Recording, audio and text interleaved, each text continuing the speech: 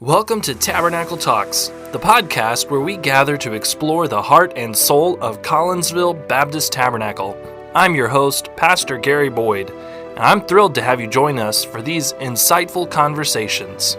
Each episode, Tabernacle Talks delves into stories, teachings, and experiences that shape our faith community. We bring you interviews and discussions with our fellow church members, leaders, and special guests who share a deep connection with the Collinsville Baptist Tabernacle. From the comfort of your homes, cars, or wherever you're listening, we invite you to embark on a journey of faith, discovery, and community. Together, we'll explore a wide range of topics that are of significance to our church family. We'll delve into Scripture, seeking wisdom and insight for our daily lives. We'll hear stories of transformation, faith journeys, and the powerful ways God is working in the lives of our fellow believers. In each episode, we'll also discuss practical ways we can live out our faith, serving our community and making a positive impact in the world around us. We hope to inspire and equip you to live a life filled with purpose and devotion.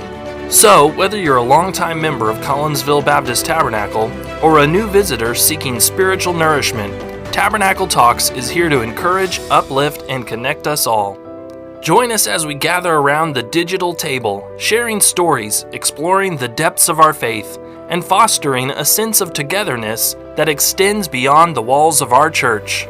Get ready for engaging conversations, heartfelt moments, and a deeper understanding of what it means to be a part of Collinsville Baptist Tabernacle. Thank you for tuning in to Tabernacle Talks. Let's begin this extraordinary journey together. Today on the Tabernacle Talks podcast, we're joined by a good friend of our church, Brother Allen McFall. And Brother McFall, thank you so much for being here and coming onto the podcast here with us today. Thank you for having me. We are excited to be able to host him with us this afternoon and just learn a little bit more about him. He's been working for many decades now, and our church has been supporting them for a little while, but it's been a bit since you were able to be with us, and so we're very excited to be able to host you today. Now you're here by yourself. Not all of your family could be here with you, and so do you want to say hi to them for when this comes out? Hello to my family. Well, Brother Allen, why don't you get started by telling us a little bit about your testimony. Where'd you come from? How did God work in your life? I know you mentioned you spent time in the military. Tell us about all of that and just help folks get to know you a little bit better. Okay.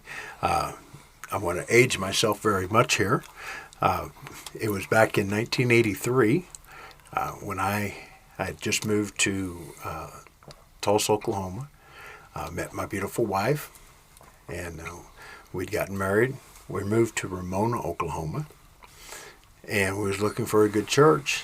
And the Tabernacle was in town at that time, and they had Pastor Larry Cate as a pastor. And I had just recently gotten saved, and I didn't know anything about the Christian life, the Christian walk. My wife had been saved for quite some time, and we decided we just wanted to join Collinsville Baptist Tabernacle, and Pastor Cate said he wanted to come out and speak to us. And so, yeah, okay, so he came out, and he was talking to my wife, and he said, have you been saved? And she said, yes, and she gave her testimony when. And he asked me if I had been saved, and I said, yes, and I gave my testimony when.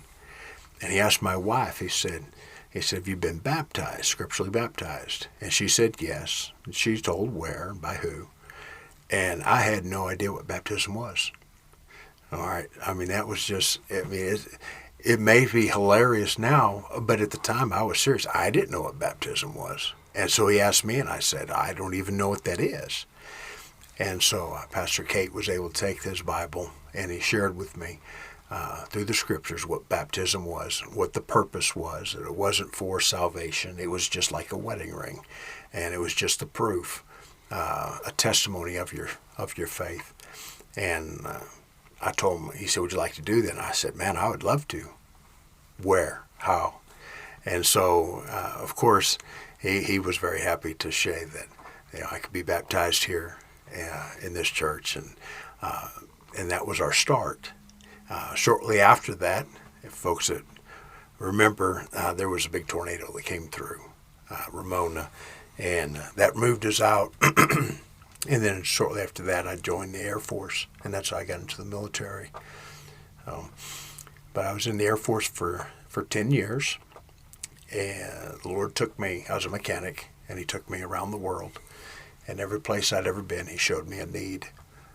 And it was in Okinawa, Japan, where I finally felt the Lord was calling me into His service to follow Him. And we got orders to Shaw Air Force Base in Sumter, South Carolina. And it was there where I finally surrendered. Left the military, and we went on deputation to go to Uzbekistan. While we were there, among other things, we had English classes, and we had about 150 students that come through our home about 3 times a week, and was able to reach many of them and share the truth with many of them. But for some reason, some people didn't like what we were doing there, and so we ended up leaving, and we went back over to Central Asia and ended up in Kyrgyzstan. And there we met a gentleman that started this orphanage. It's a Friend to Children orphanage.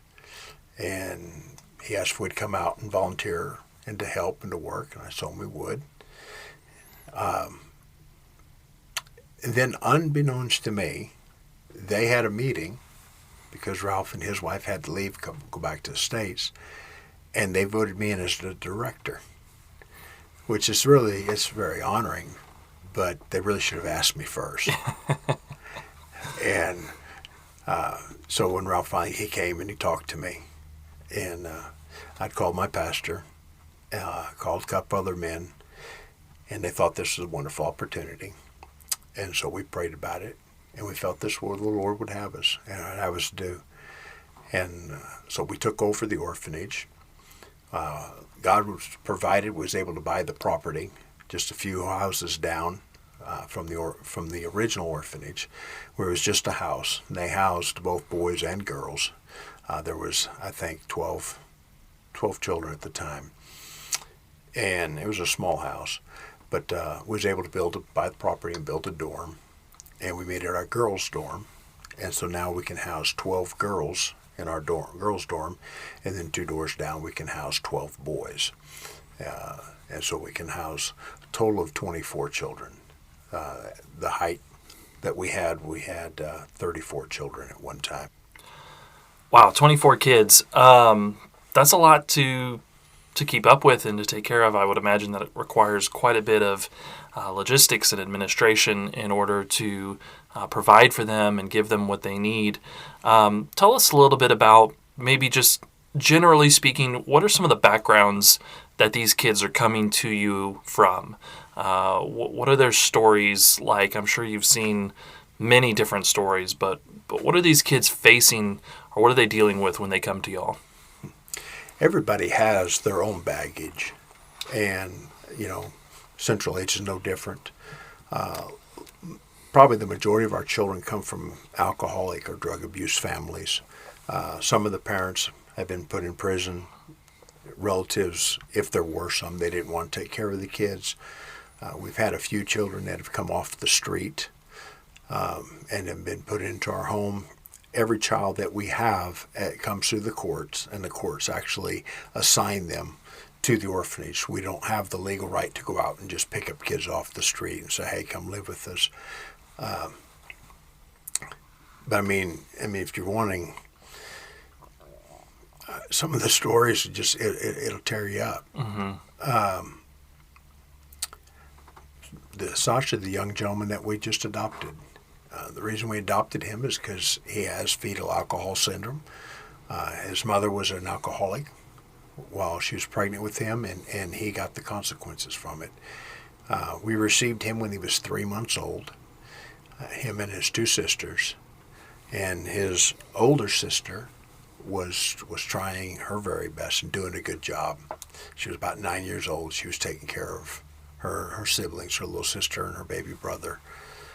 But she was doing just the best as she could. And so the neighbors ended up turning them in and telling them, that the kids weren't being fed properly. There wasn't any adult supervision there. The younger sister, she had spilt boiling water down her front of her and had some severe burns. Sasha, he would have, if he wouldn't have come to our orphanage, he probably would have died. And we found out later that it was actually illegal for us to accept babies, infants. It's a baby house. They call it a dom malutka, and that's where he was supposed to go. But they have so many babies, and they're so understaffed.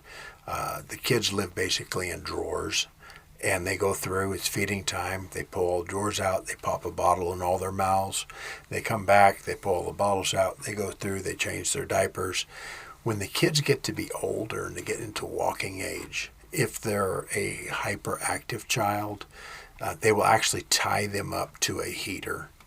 The heating system is just like you got a pipe runs through the house, and then you got radiators, and they'll tie them up to that pipe so that they can't, basically wander off and hurt themselves. But when we got Sasha, he had what our doctor called failure to thrive. And when a baby or an infant is starved, there's basically three ways. They can be like Sasha, their body shuts down and says, I don't need to eat. We had another baby, Daniel. He came to us when he was 2 months old. He's fine. Okay, I mean, he was starved to death. He had the biggest dimples, but the reason was because he had no fat in his face. His daddy was a drunk, had dropped him on his head. He had a huge bruise right on the crown of his head. But I mean, he got adopted. It's a decent family. We still are in contact with the family today. Then we had another young lady. Her name was Leah. She was 9 months old. Left in her house for, I forget now how many days it was. It was like 3 or 4 days. Nobody had fed her. She was in the house by herself.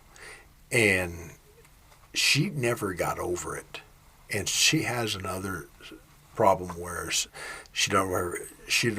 her body doesn't tell her she's full and that she doesn't need to eat. She will actually eat to the point where she'll throw up, and then she'll go back to eating again. And so that's something that she's going to have to deal with for the rest of her life. But Sasha had the first one I was telling you about, where he had spine shut down and he didn't feel like he needed to eat. And so my wife and I were up all night, every 2 hours, just trying to feed him whatever we could feed him. And I mean, he was so skinny. It was really terrible. But today, I mean, he's 13 years old. He runs, he rides bicycles. He's got some issues with the fetal alcohol syndrome. He'll talk your ear off. Yeah, but I mean, he's a great kid, and we're really glad that we've got him. We've had other kids. One of the young ladies that helps us right now, she's a young adult. She was raised in our orphanage. Her mother gave birth to her in prison. And right after she was given birth, she was taken from her mother and put in Dom Malutka. And the lady that helped start this orphanage, she, I believe, met her either there or in a different orphanage. I can't tell you for sure. And brought her into our orphanage, Friendly Children Orphanage. And so she's been raised there. She wanted to study to be a barber. We send our kids to, if they want to go for technical school, if they want to go for college, university. It's been great to see how the Lord has provided. And she went off, she wanted to be a barber. And so she went to barber school. She left home. She worked for a while. Things just didn't turn out quite the way that she wanted. It's difficult in Kyrgyzstan if you don't have a family. The family's the ones that are really instrumental in I mean, if you don't have a family, you don't have much of anything. And so she came back, and we needed help at the orphanage, and so she became our night nanny for the girls' dorm. And right now she's there. She's doing a fantastic job. She jumps in with the cooking. She jumps in with the maintenance, whatever needs to be done. I mean, it's not just a workplace. It's her family. And that's what we try to do with our orphanage, is try to make it not an orphanage, but make it a family. So, I mean, I could sit here probably for an hour and just give you testimonies of the children and their backgrounds, where they've come from. But one of the biggest things is when we pray for these kids. Bible talks about fervent prayer. That's a fantastic study, just the word fervent. Because we've got some people out there that they know what fervent prayer is. And we've had some kids that's had some serious issues, some that I really don't have liberty to go into. But I've been able to share with some of our Christian brothers and sisters, and they've prayed fervently. And we've seen how God has moved and how God has taken charge. Basically, Sasha wouldn't be alive today if it hadn't been for fervent prayer. A year after we got him, the social worker came back, and she saw him, and now he's a toddler. He's walking around. And she said, "Is that Sasha?" And I said, "Yes." And she let it slip. She said, "I thought he would have died." And, he was that bad. If he would have died in our orphanage, it would have been a big problem for us. Yeah, our fault or not, it would have been a major problem. Really? Oh, yes. But we've had some other infants that one of them was actually, we went to the hospital and picked him up, and I have the document from the hospital where the hospital rejected him. He's 2 months old. The hospital rejected him, said he's a hard case, not expected to live. And he's a young man I was telling you about that's already been adopted. Yeah. He's perfect. He's fine. He's all boy. Wow. And so that's what the prayer does. I mean, we can only do what we can do. We're humans, but God does the rest. Wow. I think it'd be good for us to sit here and just rehearse some of these things. If these are representative of some of the things that y'all have experienced and seen, it's good for people to hear, because so often we live in our own little bubble world. Yeah. And we don't acknowledge these things that are happening in real time, in real life, that deserve our attention.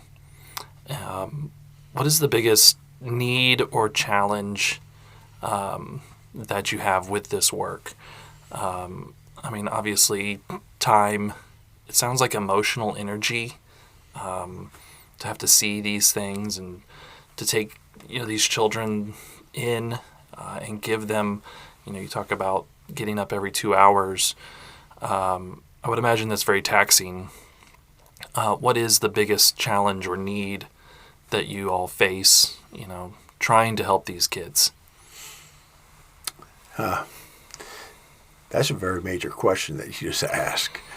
I would have to say the biggest need that we need, something that somebody else can do for us, is prayer. Yeah. All right. If we get a hold of God, and like I said, with the fervent prayer, God's going to meet everything. Okay. I know a lot of people maybe sit there and think, "Oh, money, they need money." Oh, yeah, we do. And we go through a bunch of it.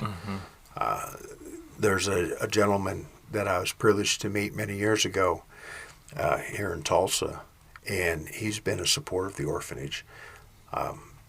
He's put like 3 or 4 of our kids through college. Wow. And he don't really care where it goes. He says, "I give the money to God, and I trust you to do it." And so, I pray and I ask God for for that wisdom. But other people have given wonderful gifts. And so if we focus just on the gifts, we would limit ourselves. Yeah. We've got to focus on where they come from. All right. And they come from God. All right. I understand that people are going to give it to us. All right, but God's going to work in their heart, and they're going to be blessed by God for this. And ultimately, it's God's work that gets done. Yeah. And so I would have to say that the greatest need that we have, that we need continuously, is fervent prayer. You talk about being in a country like Kyrgyzstan that probably a lot of our listeners, and I only say this because I know, preparing for this, I don't know if I could have pointed it out on the map. If it was blank, and someone was to offer me a set amount of money to identify Kyrgyzstan, I don't know if I could have done it. So how do you communicate the need for this kind of work to people who maybe don't? I mean, Kyrgyzstan's not in the news a lot. How do we get this need in people's minds so that they are thinking about and praying about not only what they can give, not only for God to work, but maybe that God would impress upon their hearts, what they could do personally to be a part of what's happening? I think if the few would get filled up with the Spirit and share it with the many, I think word of mouth is probably one of the best. We have so much social media now. There's no excuse for people to not understand the need. We send our prayer letters out, and I just tried to figure out I have prayer letters I send out, I have emails I send out, I have a WhatsApp group, I have a Telegram group, and I was just guesstimating how many people actually have the potential of hearing and following and understanding what's going on with this orphanage so far around the world.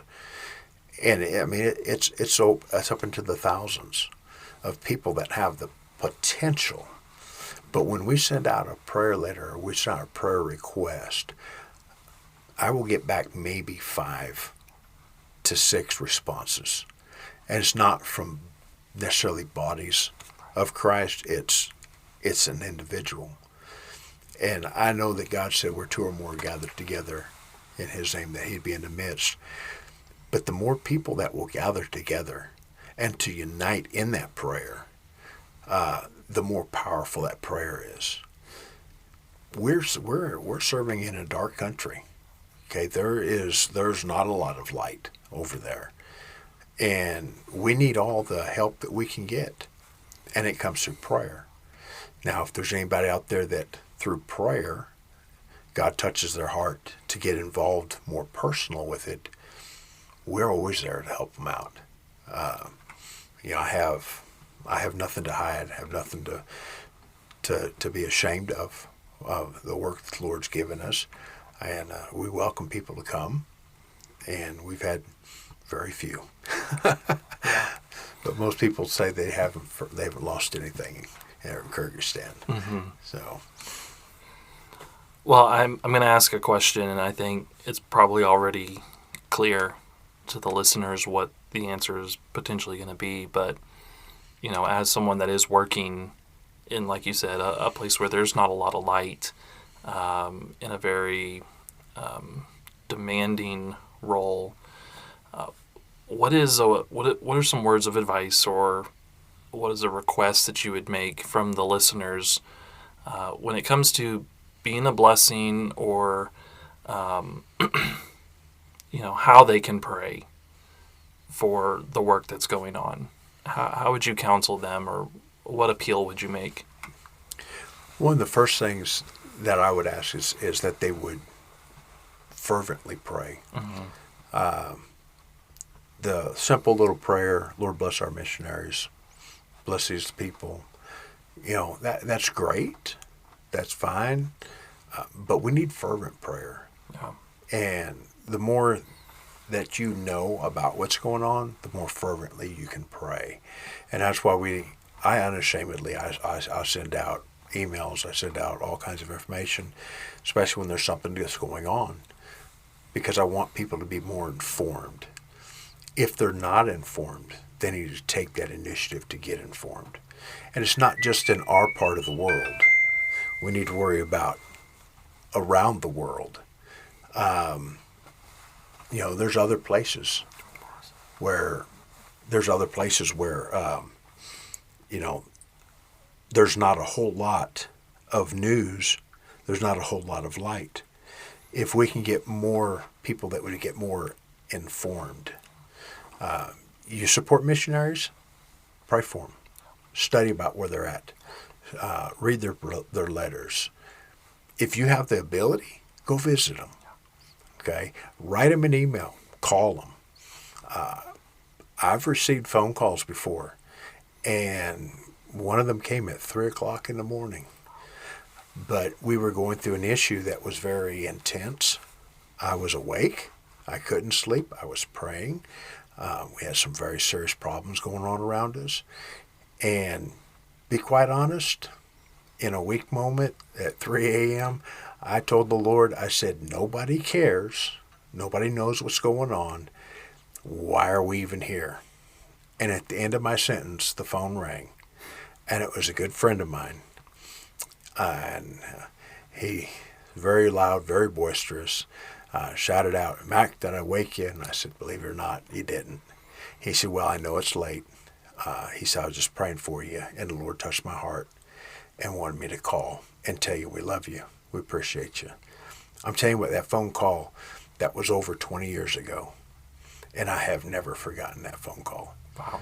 Okay, there's been some letters, there's been some handshakes, there's been some, other things have been said I've forgotten. I've never forgotten that phone call.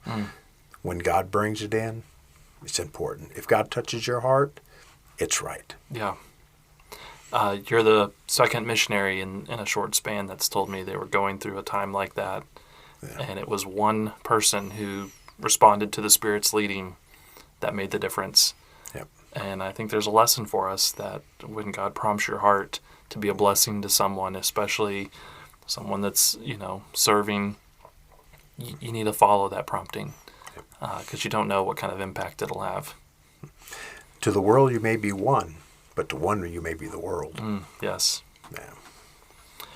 Well, Brother Allen, I'm so grateful to you for being willing to come on and share some of these things with us. And I know this episode will be a blessing to our listeners, and we're looking forward to having you in our service here this evening. Amen. So, thank you so much. And that concludes another enriching episode of Tabernacle Talks. We hope you found inspiration and encouragement through our conversation today. Before we go, we want to extend our gratitude to our wonderful guest who generously shared their story and insight. Your voice has truly enriched our community. We also want to express our deepest appreciation to the members of the Collinsville Baptist Tabernacle. Your continued support and engagement make this podcast possible. Remember, the conversation doesn't end here. Stay connected with us throughout the week. Connect with us on social media. Join us in our Facebook groups and let us continue to grow together in our faith. If you enjoyed today's episode, we invite you to subscribe to Tabernacle Talks on your favorite podcast platform so you never miss an opportunity to delve deeper into our shared journey. As we part ways for now, remember that you are an integral part of our church family. Let your light shine brightly in your community, spreading love, compassion, and the message of the gospel.